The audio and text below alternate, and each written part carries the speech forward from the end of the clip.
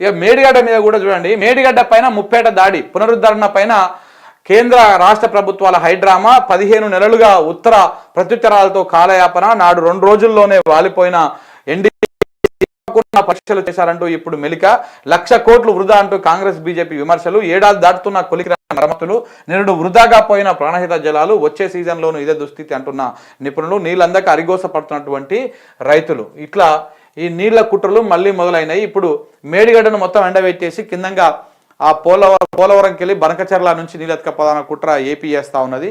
ఆ కావేరి నీళ్లకు ఇక్కడ నుంచి మేడిగడ్డ కిందంగా బలాలు కట్టుకొని కావేరి నదికి ఎత్తుకపోదానట్టు దాన్ని అడుగునే ప్రయత్నం చేస్తలేరు. దాంతోపాటు మనకు 3వ టీఎంసీ ప్రొవిజన్ మనకు ఉన్నా కానీ ఆ 3వ టీఎంసీ అనుమతులను వెనక్కి తీసుకున్నారు. ఈ అన్నింటికి సంబంధించి నేను కూడా తొందరలోనే ఒక డీటెయిల్డ్గా ఒక సిరీస్ ఆఫ్ స్టోరీస్ తోటి మీ ముందుకు వస్తా. తప్పకుండా గోదావరి జలాలలో ఏ విధంగా మళ్ళీ మనకు అన్యాయం జరగబోతా ఉన్నది, ఏ విధంగా మన మీద కుట్రలు చేస్తూ ఉన్నారు, ఎట్లా కుట్రలు చేస్తూ ఉన్నారు గోదావరి జలాలను. ఎందుకంటే ఇప్పుడు తెలంగాణకు ప్రధానమైనటువంటి ఆధారము గోదావరి జలాలు. అందులో కూడా ఆ ఎగువ గోదావరి మధ్య గోదావరిలో నీళ్లు లేవు మనకు, వరద లేకపోతే ఉడితే కథ.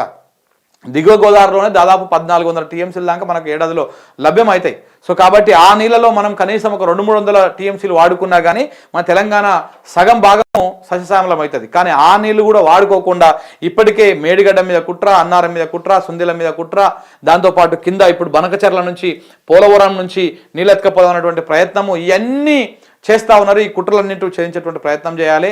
ఈ వాస్తవాలను ఏవైతే ఈ కుట్రలు చేస్తూ ఉన్నారో ఈ కుట్రలు మొత్తాన్ని మీ ముందుకు తీసుకొచ్చేటువంటి ప్రయత్నం నేను చేస్తా.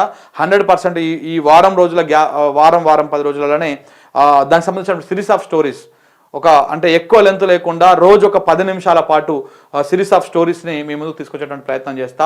ఈ గోదావరి జలాల వ్యవహారంలో ఏం జరుగుతూ ఉన్నది, ఎక్కడి నుంచి మన నీళ్ళు ఎత్తుకపోయేటువంటి కుట్ర చేస్తూ ఉన్నారు, అసలు మేడిగడ్డ మీద కాంగ్రెస్ పార్టీ కుట్ర ఎట్లా మొదలుపెట్టింది, ఇప్పుడు ఓన్లీ ఆ మేడిగడ్డ, అన్నారం, సుందిలను బంద్ పెట్టడం వల్ల తెలంగాణ ఏం నష్టపోతా ఉన్నది, ఒక పియర్ కుంగిపోతే ఆ పియర్ రిపేర్ చేసుకోవడానికి 2 సంవత్సరాలు పడుతుంది వీళ్ళకు. అంతకుముందే ఎన్నికలకు 6 నెలల ముందే దాన్ని అదైంది, అప్పుడు ఎన్నికల కోడ్ ఉంది కాబట్టి నడవలేదు. సరే ఈ సంవత్సర కాలంలో దాన్ని రిపేర్ చేయాలి కదా. మళ్ళీ రేపు ఇంకా మళ్ళీ ఇప్పుడు ఈ ఎండాకాలం అయిపోతే మళ్ళీ జోరుగా వర్షాలు పడుతూనే ఉంటాయి. ఆలోపన దాన్ని పూర్తి చేసి మరి దాన్ని ఆపుకోవాలి కదా.